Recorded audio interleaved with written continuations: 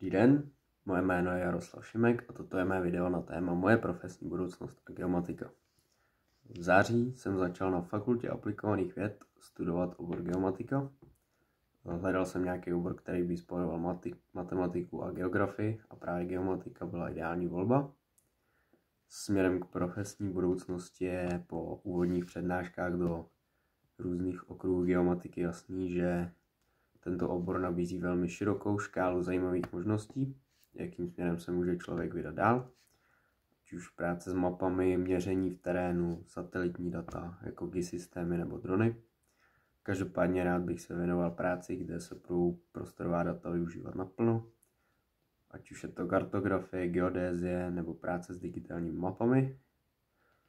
Se studiem jsem sice teprve začal, ale věřím, že geomatika je směr, který mě dovede k zajímavé a moderní profesi.